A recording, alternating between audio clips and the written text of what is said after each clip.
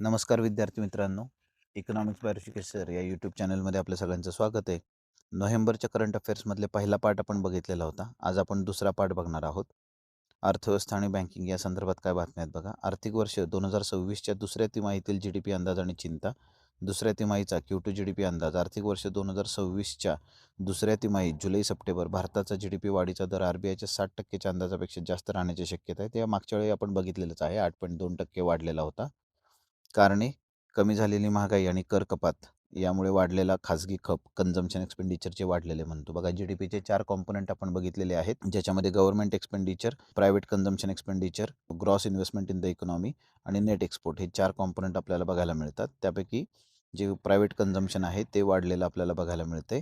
ग्रामीण भागातही मागणीत सुधारणा झालेली आहे.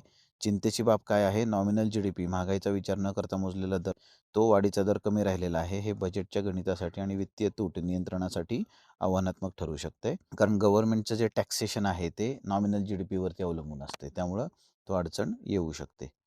RBI गव्हर्नरचे व्याजदर कपातीवरील मत काय आहे? RBI गव्हर्नर शक्तिकांत दास, आता हे ॲक्च्युली बदललेले आहेत. RBI गव्हर्नर संजय मल्होत्रा जे आहेत ते आता आहेत. त्यांचं मत काय आहे? ऑक्टोबरमध्ये किरकोळ महागाई CPI 0.25% या विक्रमी नीचांकी पातळीवर आल्याने व्याजदरात कपात करण्यास वाव आहे. मात्र अंतिम निर्णय मॉनिटरी पॉलिसी कमिटी घेईल असं त्यांचं मत आहे. RBIची प्राधान्ये आणि दर कपात. RBIचे प्राथमिक उद्दिष्ट किंमत स्थिरता, प्राइस स्टॅबिलिटी हेच आहे. वाढ हे दुय्यम आहे. कारण RBIची main responsibility inflation management. Growth rate management हे गव्हर्नमेंटचं काम आहे, लक्षात घ्या. RBIने 2025मध्ये आतापर्यंत रेपो रेटमध्ये 100 बेसिस पॉईंटची कपात केलेली आहे. विनिमय दर धोरण आणि RBIचा हस्तक्षेप. रुपया आणि विनिमय दर. अर्थ मंत्रालयाच्या मते रुपयाची घसरण ही इतर उदयोन्मुख अर्थव्यवस्थांच्या ट्रेंडशी सुसंगत आहे. IMFचे निरीक्षण. आंतरराष्ट्रीय नाणेनिधीने भारताच्या विनिमय दर धोरणाला स्टॅबिलाइज्ड अरेंजमेंटवरून क्रॉल लाईक अरेंजमेंटमध्ये वर्गीकृत केलेले आहे. याचा अर्थ मध्यवर्ती बँक बाजारात हस्तक्षेप करून दर नियंत्रित करते. RBI हस्तक्षेप. रुपयाला सावरण्यासाठी RBIने 2024-25मध्ये मोठ्या प्रमाणात डॉलरची विक्री केली आहे. $400 बिलियनपेक्षा जास्त उलाढाल. निव्वळ विक्री 44.3 बिलियन. GDPचे प्रकार आणि कर संकलन. Real versus nominal GDP. Real GDP काय माहीत पाहिजे आपल्याला, नॉमिनल GDP काय माहीत पाहिजे. ठीक आहे, ते आपण कॉन्सेप्टमध्ये बघितलेलं आहेच आहे. महागाई वजा करून मोजलं जातो तो रिअल GDP आहे, तर नॉमिनल GDP बाजारभावाने मोजला जातो. कर संकलन नॉमिनल GDPवर अवलंबून असते. मौद्रिक धोरण आणि विनिमय दर व्यवस्था. जेव्हा महागाई कमी असते तेव्हा RBI रेपो रेट कमी करून बाजारात पैशाचा पुरवठा वाढवते, जेणेकरून गुंतवणुकीला चालना मिळेल. ज्याला आपण काउंटर सायक्लिकल मेजर्स असं म्हणतो. जेव्हा RBI धोरण बनवते तर ते धोरण कसे असतात? काउंटर सायक्लिकल मेजर्स असतात. फ्लोटिंग बाजारावर आधारित आणि फिक्स्ड पेग सरकारद्वारे निश्चित. भारताची पद्धत मॅनेज फ्लोटिंग आहे. हे सगळे विनिमय दर निश्चितीचे पद्धती आहेत. 3 पद्धती जे आपण बघतो: फिक्स्ड किंवा pegged exchange rate, floating exchange rate किंवा मॅनेज फ्लोटिंग. त्यापैकी मॅनेज फ्लोटिंग ही जी पद्धत आहे ती भारतामध्ये स्वीकारलेली आहे, जिथे RBI जास्त अस्थिरता कमी करण्यासाठी हस्तक्षेप करते. काही प्रमाणात बाजार व्यवस्थेला काम करू देते, पण ही व्यवस्था जेव्हा कम्फर्टेबल पातळीच्या वर किंवा खाली जाईल तेव्हा मात्र RBI काय करते? हस्तक्षेप करते आणि जे एक्सचेंज रेट्स आहेत त्याच्यावरती नियंत्रण आणते. निर्यात वाढीची गती आणि नवीन बाजारपेठा. ऑक्टोबरमधील घसरणीनंतर नोव्हेंबरच्या पहिल्या 3 आठवड्यात भारतीय वस्तूंची निर्यात पुन्हा वाढीच्या मार्गावर आहे, ग्रोथ झोनमध्ये आलेली आहे. अमेरिकेने लादलेल्या 50% टॅरिफचा परिणाम अपेक्षेपेक्षा कमी झाला आहे, कारण निर्यातदारांनी नवीन बाजारपेठा शोधल्या आहेत. वाणिज्य मंत्री पियुष गोयल यांनी निर्यातीला चालना देण्यासाठी नवीन व्याज अनुदान योजना, इंटरेस्ट सबसिडी स्कीम लवकरच जाहीर केली जाईल असे सांगितले आहे. पुढचा मुद्दा जो आहे, गुणवत्ता नियंत्रण आदेशांचे विश्लेषण आणि धोके. Quality control orders. सरकारने टेक्स्टाईल आणि स्टील क्षेत्रात अनेक क्वालिटी कंट्रोल ऑर्डर्स मागे घेतले आहेत. तर QCOs घाईघाईने लागू केल्यामुळे लायसन्स राज निर्माण झाले होते आणि MSME क्षेत्राचे नुकसान झाले होते. मात्र आता हे नियम अचानक मागे घेणे देखील धोकादायक आहे. यामुळे चीनमधील स्वस्त वस्तू आणि निकृष्ट दर्जाचा माल भारतात डंप केला जाऊ शकतो. उदाहरणार्थ, नियम लागू करताना किंवा काढताना उद्योगांशी चर्चा करणे आणि टप्प्याटप्प्याने अंमलबजावणी करणे आवश्यक आहे. ते करणं अपेक्षित होतं, तसं झालेलं नाही आहे.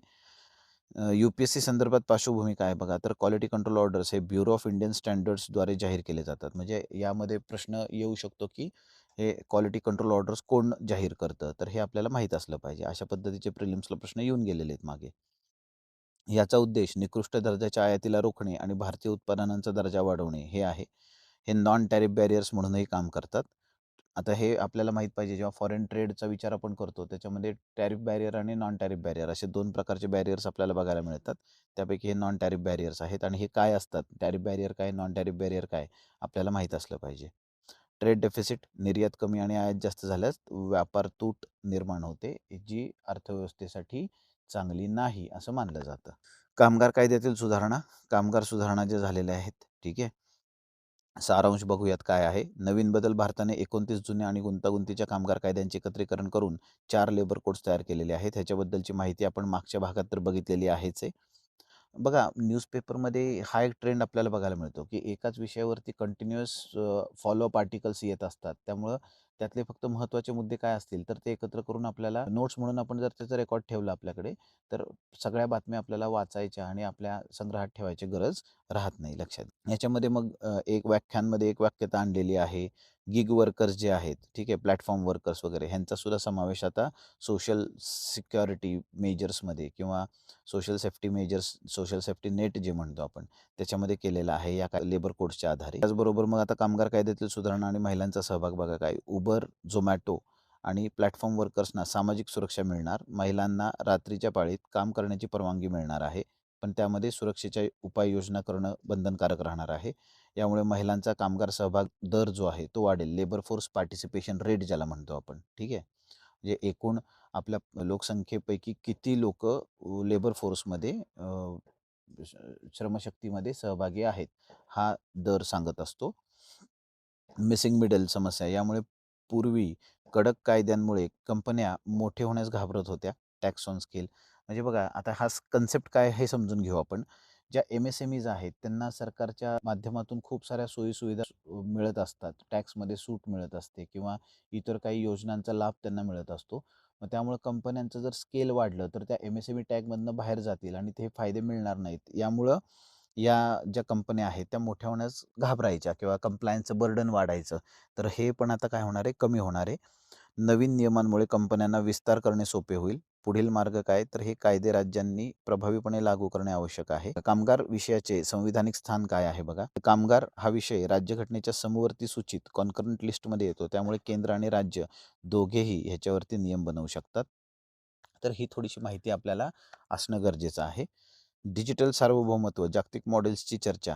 आता डिजिटल सॉव्हरेंटी म्हणजे हा मुळात मुद्दा काय आहे लक्षात घ्या, की आता डिजिटलायझेशन वाढत आहे.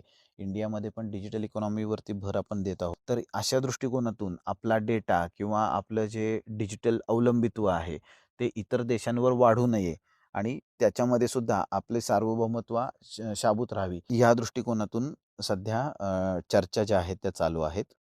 सारांश काय आहे या आर्टिकलचा, तर 2 मॉडेल सध्या जगात डिजिटल गव्हर्नन्सचे 2 मुख्य प्रवाह आहेत. अमेरिकेचे मॉडेल कॉर्पोरेट वर्चस्व आणि चीनचे मॉडेल सरकारचे पूर्ण नियंत्रण. ह्या दोन्हीचा बॅलन्स कसा साधता येईल ह्याच्यावरती आपल्याला प्रयत्न करायचा आहे. आणि त्याचबरोबर तिसरा जो मुद्दा आपल्याला ह्याच्यामध्ये, की इतर देशांवरचं असलेलं अवलंबित्व सुद्धा काय करायचं आपल्याला काढून घ्यायचं. मग या दृष्टिकोनातून डेटा लोकलायझेशन असेल बघा किंवा डेटा सेफ्टी असेल, तर ह्या गोष्टीसुद्धा आपल्याला महत्त्वाच्या आहेत. भारताची भूमिका काय बघा. भारताने या दोन्हीपासून दूर राहून स्वतःचे डिजिटल सार्वभौमत्व जपले पाहिजे. धोका काय, मुक्त व्यापार करार करताना डेटा लोकलायझेशन आणि सोर्स कोड वरील हक्क सोडून देऊ नयेत. मलेशिया आणि इंडोनेशियाने अशा करारात घाई करून डिजिटल गुलामगिरी पत्करली आहे, अशी चूक भारताने करू नये. भारताचे डिजिटल पब्लिक इन्फ्रास्ट्रक्चर आणि भविष्यातील विकास. भारताचे डिजिटल पब्लिक इन्फ्रास्ट्रक्चर उदाहरणार्थ UPI, आधार हे एक ताकदवान मॉडेल आहे. अशा आशयाचे अनेक प्रोजेक्ट किंवा प्रोग्राम सरकार राबवत असतं. तर ते अर्थव्यवस्थेच्या विकासासाठी महत्त्वाचे तर आहेतच आहेत, किंवा वर जे उल्लेख केलेले धोके आहेत त्यांना टाळता आलं पाहिजे. आपल्याला स्वतःचे AI आणि डेटा इकोसिस्टम विकसित करावी लागेल. आता UPSCसाठी बॅकग्राऊंड किंवा संदर्भ कसा लक्षात ठेवायचा, तर डेटा लोकलायझेशन म्हणजे काय, त्याच्याशी संबंधित चर्चा काय, हे आपल्याला लक्षात घेणं गरजेचं आहे. भारतीयांचा डेटा भारताच्या भौगोलिक सीमांमध्येच साठवून ठेवणे हे महत्त्वाचं आहे. जर हा डेटा फॉरेन सर्व्हरवरती गेला तर त्याच्यावरती आपलं सार्वभौमत्व राहत नाही, त्याच्यावरती आपलं नियंत्रण राहत नाही आणि त्याचा गैरवापरसुद्धा होऊ शकतो. तर ह्याच्यावरती आपल्याला नियंत्रण ठेवणं गरजेचं आहे. Digital personal data protection act भारताने नुकताच संमत केलेला कायदा आहे, जो नागरिकांच्या डेटा सुरक्षेसाठी आहे. ह्याच्यावरती प्रश्न पण आलेला होता UPSCकडून. या आशयानं ज्या काही महत्त्वाच्या घडामोडी घडत आहेत त्या आपल्याला ट्रॅक करणं गरजेचं राहतं. आंतरराष्ट्रीय स्तरावरती जर आपल्याला बघायचं झालं तर ब्रिटिश बजेटमध्ये करवाढ करण्यात आलेली आहे. कोविडमध्ये सर्व देशांनी काय केलेलं होतं, तर फिस्कल पॅकेज किंवा फिस्कल स्टिम्युलस दिलेलं होतं. त्याचबरोबर व्याजदर पण कमी केलेले होते. त्यामुळे जगभर महागाईनं डोकं वर काढलेलं होतं. अशा वेळी महागाई कमी करणं आणि त्याचबरोबर फिस्कल स्टिम्युलस दिल्यामुळं जी सरकारची वित्तीय तुटीमध्ये झालेली वाढ जी आहे ती नियंत्रणात आणणं हे सुद्धा सर्व देशांसाठी महत्त्वाचं आहे. भारतानं ते करून दाखवलेलं आहे. भारताने 2021 मध्येच जाहीर केलेलं होतं की 2025 पर्यंत आपण जे आपलं फिस्कल डेफिसिट आहे ते 4.5% खाली आणणार आहोत आणि यावर्षीच्या बजेटमध्ये ते आपण 4.3% अंदाज त्याचा वर्तवलेला आपल्याला बघायला मिळतो. त्याच आधारावरती ब्रिटिश जे आहेत त्यांनी सुद्धा हे फिस्कल डेफिसिट कमी करण्यासाठी बजेटमध्ये करवाढ केलेली आहे. UK बजेट, ब्रिटनच्या अर्थमंत्र्यांनी बजेटमध्ये मोठी करवाढ केलेली आहे. $34.5 बिलियन त्यातून त्यांना मिळणं अपेक्षित आहे. उद्देश वित्तीय तूट कमी करणे आणि सार्वजनिक सेवांसाठी निधी उभा करणे. भारताच्या संदर्भात फिस्कल कन्सॉलिडेशन हा एक महत्त्वाचा मुद्दा आहेच आहे. भारताच्या संदर्भात जेव्हा सरकार करांचे दर वाढवते त्याला फिस्कल कन्सॉलिडेशनचा भाग मानला जातो. तर त्याचा उद्देश तूट कमी करणे असा असतो. मग ह्या दृष्टिकोनातून हा जो कॉन्सेप्ट आहे फिस्कल कन्सॉलिडेशन तो economic growth, inflation management, unemployment management किंवा एम्प्लॉयमेंट जनरेशन तर ह्या बाबींशी जोडून ह्या दृष्टिकोनातून UPSC काय करू शकते ॲप्लिकेशन बेसिसवरती प्रश्न विचारू शकते. त्यामुळे असे कन्सेप्ट आपल्याला माहीत असणं गरजेचं आहे. तर हा होता दुसरा पार्ट. असेच आपल्याला अजून बरेचसे पार्ट बघायचे आहेत नोव्हेंबर महिन्याचे करंट अफेअर्स कव्हर करण्यासाठी जे आपण पुढच्या भागात बघूयात. धन्यवाद.